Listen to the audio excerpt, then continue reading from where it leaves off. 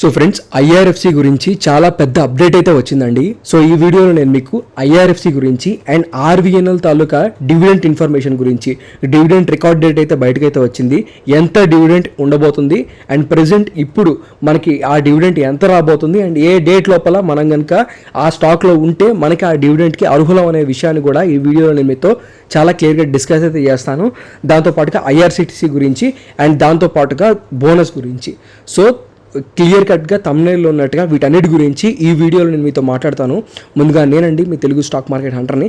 మన దగ్గర అయితే టెలిగ్రామ్ ఛానల్ అయితే ఉందండి. దాంట్లో మనం ఫ్రీగా అంటే టిప్స్ కూడా ఇస్తున్నాం. మీరు ఎవరికైనా ఇంట్రాడే ట్రేడింగ్ రాకపోయినా ఇంట్రాడే ట్రేడింగ్ నేర్చుకుందాం ఇంట్రెస్ట్ సరే మన ఈ టెలిగ్రామ్ ఛానల్కి అయితే జాయిన్ అవ్వచ్చు. So for free intraday tips and calls please join hour Telegram channel link కింద డిస్క్రిప్షన్ నేను పెండ్ కామెంట్లో అయితే ఇస్తున్నాను. ఆల్మోస్ట్ 60,000 సబ్స్క్రైబర్స్ డైలీ మన free intraday calls and tips అయితే పొందుతున్నారు మన ఈ టెలిగ్రామ్ ఛానల్కి అయితే జాయిన్ అవుతాయి. సో మీరు కూడా ఫ్రీగా ఇంట్రాడే టిప్స్ అండ్ కాల్స్ పొందాలనుకుంటున్నట్లయితే మన ఈ టెలిగ్రామ్ ఛానల్కి మీరు కూడా జాయిన్ అవ్వచ్చు. మన సబ్స్క్రైబర్స్ లాగా మీరు కూడా ఫ్రీగా ఇంట్రాడే ట్రేడింగ్ అయితే నేర్చుకోవచ్చు. టెలిగ్రామ్ ఛానల్ లింక్ కింద డిస్క్రిప్షన్ నేను పిన్ కామెంట్లో అయితే ఇస్తున్నాను కదా. దయచేసి మన టెలిగ్రామ్ ఛానల్కి ఎవరైనా సరే జాయిన్ అవ్వాలనుకుంటే కింద డిస్క్రిప్షన్ లేదంటే పిన్ కామెంట్లో ఉన్న టెలిగ్రామ్ లింక్ మాత్రం క్లిక్ చేసి జాయిన్ అవ్వండి. సో దట్ మీరు వచ్చేసరికి మిగతా టెలిగ్రామ్ ఛానల్స్లో జాయిన్ అయితే అవ్వకుండా ఉంటారనమాట. ఫస్ట్ ఆఫ్ ఆల్ ఐఆర్ఎఫ్సి గురించి చాలా పెద్ద నోటిఫికేషన్ వచ్చిందని చెప్పాను కదా. ఏంటి ఆ నోటిఫికేషన్? బేసికల్గా అన్ఆడిటెడ్ ఫైనాన్షియల్ రిజల్ట్స్ వచ్చేసరికి ఐఆర్ఎఫ్సి దాని గురించి పెద్ద డిస్కషన్ అయితే వీళ్ళు పెట్టుకున్నారనమాట. సో దాని తాలూకా ట్రాన్స్క్రిప్ట్ అంతా లింక్ ఇక్కడ ఉందన్నమాట. సో ఇక్కడ మీరు చూసుకోవచ్చు IRFC Q1 FY 2025-26 July 23 conference call ఒకటి పెట్టుకొని మనం వచ్చేసరికి చూసుకుంటే డ్యామ్ క్యాపిటల్ వాళ్ళతో మాట్లాడుకున్నారనమాట. సో ఐఆర్ఎఫ్సి తాలూకా మీరు చూసుకుంటే కనుక చైర్మన్, మేనేజింగ్ డైరెక్టర్స్ వీళ్ళంతా కలిపి మోడరేటర్తో, సో దాంతోపాటుగా డ్యామ్ క్యాపిటల్తో మాట్లాడుకున్నారు. మోడరేటర్ అంటే ఎవరు లేరు, చిన్న యాంకర్ లాంటి మనిషి అనమాట. సో ఇంకేదో అనుకోవద్దు. సో బేసికల్గా ఐఆర్ఎఫ్సి పరిస్థితి ఏంటి, ఐఆర్ఎఫ్సికి ఏదైనా మంచి జరగబోతుందో ఫ్యూచర్లో ఉన్న విషయాల గురించి మాట్లాడుకుంటూ ఉంటే వాళ్ళకి అర్థమైన విషయం ఏంటంటే బేసికల్గా క్యాబినెట్ వచ్చేసరికి మనం చూసుకుంటే మోడీ గారి క్యాబినెట్ రీసెంట్గా 11,000 crores వచ్చేసరికి అప్రూవ్ చేసుకున్నారనమాట. సో ఈ మేజర్ పుష్ అయితే వస్తుంది. దాంతోపాటుగా ఈక్విటీ డైల్యూషన్ కూడా చేయబోతున్నారు. ఈక్విటీ డైల్యూషన్ అంటే జస్ట్ వాళ్ళ షేర్స్ని అమ్మేయబోతున్నారు. గవర్నమెంట్ దగ్గర ఏ స్టాక్స్ అయితే ప్రజెంట్ ఇప్పుడు ఉన్నాయో వాళ్ళ తాలూకా ఆ షేర్లు ఏవైతే ఉంటాయో వాటిని వచ్చేసరికి అమ్మేయబోతున్నారు అనమాట. మార్కెట్లో ఇన్ఫ్యూజ్ చేయబోతున్నారు. సో దీనివల్ల ఫండింగ్ అనేది రేస్ చేసుకోబోతుంది గవర్నమెంట్. దాదాపు 20,000 కోట్ల దాకా ఫండ్ అయితే రేస్ చేసుకోబోతుంది. దాని గురించి ప్రతిపాదన పెట్టారు మోడీ గారు, అప్పుడు కూడా చేసేసారనమాట. అది ఐఆర్ఎఫ్సి దగ్గర నుంచి మనకు వస్తున్న మేజర్ అప్డేట్. సో ఇప్పుడు మనకు అర్థం కావాల్సిన విషయం ఏంటంటే రీసెంట్గా ఐఆర్ఎఫ్సి వచ్చేసరికి వేరే కంపెనీతో సుమిటోమో ముటుషి బ్యాంకింగ్ వీళ్ళ దగ్గర నుంచి, సో సుమిటోమో ముటుషి బ్యాంకింగ్ కార్పొరేషన్ దగ్గర నుంచి దాదాపు $300 సో $300 మిలియన్ దాదాపుగా నెక్స్ట్ 5 years లోపల రీపే చేస్తామని వడ్డీతో సహా తీసుకొని మొత్తం ఈ డబ్బులన్నీ ఐఆర్ఎఫ్సి తీసుకొని ఏం చేస్తుంది ఐఆర్ఎఫ్సి? ఆబ్వియస్గా రైల్ వికాస్ నిగమ్ లిమిటెడ్కి ఇస్తుంది అనమాట. సో రైల్ వికాస్ నిగమ్ లిమిటెడ్లో ఏం జరుగుతుంది? సో ప్రజెంట్ ఇప్పుడు రైల్ వికాస్ నిగమ్ లిమిటెడ్ నుంచి ఏదైనా గుడ్ న్యూస్ ఉందా అంటే ప్రజెంట్ వచ్చేసరికి రైల్ వికాస్ నిగమ్ లిమిటెడ్ వచ్చేసరికి ఢిల్లీ ఫేజ్ మెట్రోలో, సో ఫేజుల వారీగా మెట్రోలు జరుగుతుంటాయి కదా ఢిల్లీలో. సో మనం చూసుకుంటే ఢిల్లీలో ఒక ఫేజ్కి సంబంధించినంత వరకు 7 మెట్రో స్టేషన్లు ఉన్నాయి. ఆ ఫేజ్ వారీగా 7 మెట్రో స్టేషన్ కాంట్రాక్ట్ వచ్చేసరికి రైల్ వికాస్ నిగమ్ లిమిటెడ్ వాళ్ళే తీసేసుకున్నారనమాట. సో ప్రజెంట్ ఇప్పుడు దానిలో భాగంగా మీరు చూసుకున్నట్లయితే ఆ లైన్ వచ్చేసరికి దాదాపు 7.3 kilometers లైన్గా ఉండబోతుంది. ఆ ప్రాజెక్ట్ వాల్యూ వచ్చేసరికి 447 crore ఉండబోతుంది అనమాట. ఈ 2 విషయాలు కొంచెం ఇంపార్టెంట్, క్లియర్గా అర్థం చేసుకోండి. సో దీనివల్ల మనకు అబ్జర్వ్ చేస్తే కనుక రైల్ వికాస్ నిగమ్ లిమిటెడ్ లాభపడబోతుంది. సో ప్రజెంట్ ఇప్పుడు రైల్ వికాస్ నిగమ్ లిమిటెడ్ వాళ్ళు వచ్చేసరికి ఒక AGM annual general meeting 22nd annual general meeting అయితే కండక్ట్ చేసుకోబోతున్నారు. ఈ మీటింగ్ వచ్చేసరికి 28th August అయితే చేసుకోబోతున్నారు అనమాట. ఇది ఒక వీడియో కాన్ఫరెన్సింగ్ లేదంటే అదర్ ఆడియో విజువల్ మీన్స్ ద్వారా కనెక్ట్ అయితే అవ్వచ్చు ఎవరైనా ఇంట్రెస్ట్ ఉన్న వాళ్ళు. సో ప్రజెంట్ వచ్చేసరికి కట్ ఆఫ్ డేట్ ఫర్ ఈ ఓటింగ్, సో 21st August ఈ ఓటింగ్ అనేది జరగబోతుంది. ఆ ఈ ఓటింగ్లో వాళ్ళు వచ్చేసరికి ఫస్ట్ ఆఫ్ ఆల్ డివిడెంట్ ఇవ్వాలా వద్దా అనే దాని మీద వాళ్ళు వచ్చేసరికి ఓటింగ్ అయితే చేసుకోబోతున్నారు. ఖచ్చితంగా అబ్యూస్ ప్రతి ఒక్క డివిడెంట్ ఇవ్వమనే చెప్తారు. సో ఈ డివిడెంట్లో భాగంగా record date Thursday 21st August లోపల మన దగ్గర కనుక రైల్ వికాస్ నిగమ్ లిమిటెడ్ షేర్స్ కనుక ఉంటే విత్ ఇన్ 30 days మనకు వచ్చేసరికి ఆ డివిడెంట్ అనేది పడిపోతుంది. క్లియర్ కట్గా ఇది వచ్చేసరికి మనం చూసుకుంటే ఎన్ఎస్సి వెబ్సైట్లో క్లియర్గా ఉంది. సో డివిడెంట్ ఎంత రాబోతుంది, ఎంత రావచ్చు, ఎంత వచ్చే ఛాన్సెస్ ఉన్నాయి, అది మనం హిస్టరీ ఒకసారి చూసుకుంటే మనకు అర్థమైపోయింది. ఇంతకుముందు రైల్ వికాస్ నిగమ్ లిమిటెడ్ కానీ, ఐఆర్ఎఫ్సి కానీ, ఆర్వీఎన్ఎల్ కానీ వీళ్ళంతా ఎంత డివిడెంట్లు ఇస్తున్నారని మనం ఇంకా రికార్డ్ చూసుకుంటే నాకు వచ్చేసరికి 2023 మొత్తంలో రైల్ వికాస్ నిగమ్ లిమిటెడ్ వాళ్ళు దగ్గరగా ₹2 డివిడెంట్ ఇచ్చారు. సో ఈ ఇయర్ ఇంకా ఇవ్వలేదు. లాస్ట్ ఇయర్ 2024లో ₹2 ఇచ్చారు.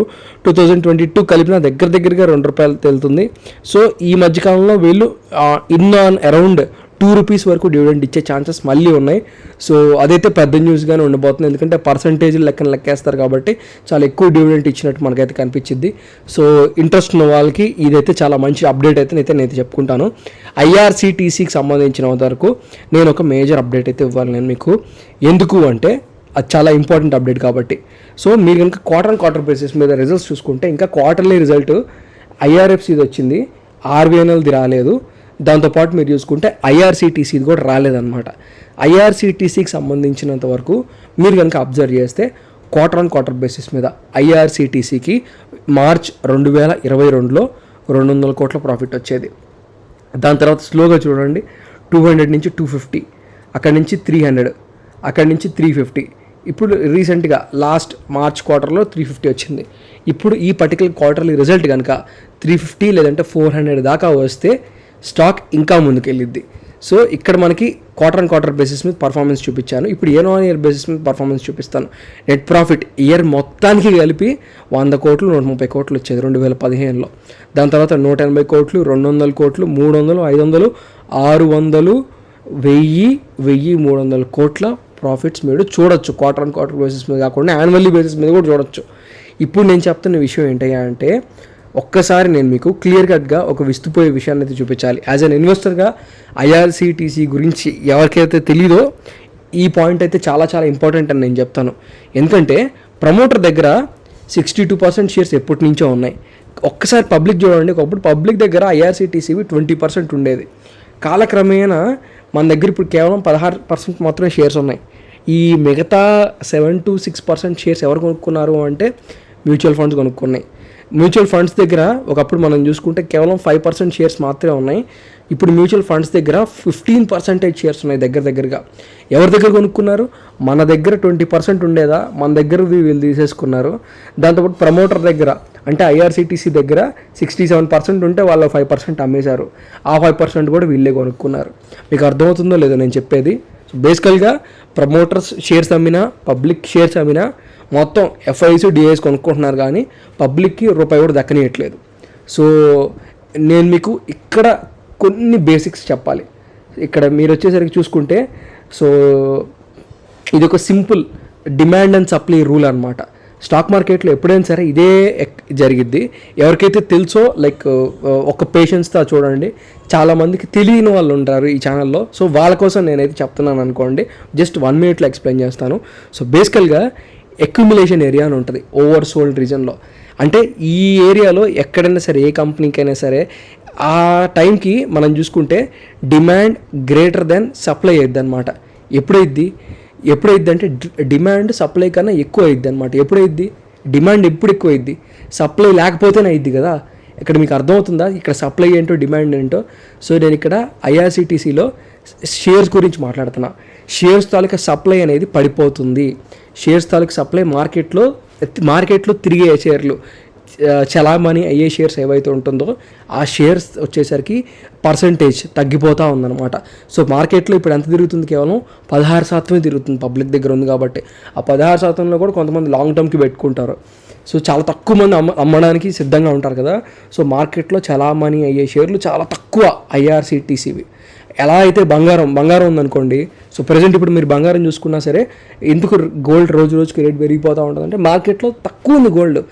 సో మన విశ్వంలో లేదంటే మన ఎర్త్ మీద చాలా తక్కువ గోల్డ్ సృష్టించబడి ఉంది కాబట్టి రోజుకి డిమాండ్ పెరిగిపోతూ ఉంటుంది అనమాట. మన దగ్గర ఎక్కువ డబ్బులు ఉంటే ఎక్కువ డబ్బులు పెట్టే కొనాల్సింది. అందరి దగ్గర డబ్బులు ఎక్కువ అవుతుంటాయి కాబట్టి రోజుకి. సో నేను చెప్తున్న విషయం ఏంటంటే ఇప్పుడు నెంబర్ ఆఫ్ షేర్ హోల్డర్స్ అనేవాళ్ళు తగ్గిపోయారు. సో ఇప్పుడు ప్రమోటర్ దగ్గర కూడా షేర్ హోల్డింగ్ లేదు. షేర్స్ అన్నీ ఎఫ్ఐఎస్ దగ్గర డిఐఎస్ దగ్గర ఉన్నాయి. డిమాండ్ అనేది పెరుగుతూ ఉంది ఇప్పుడు పబ్లిక్ దగ్గర. సో ఇప్పుడు ఏం జరగబోతుంది అనేది ఈ కర్వ్ అనమాట. సో ఇప్పుడు ఏం జరగబోతుంది, అక్యూములేషన్ ఏరియా నుంచి మనం బయటకు వచ్చేసాం.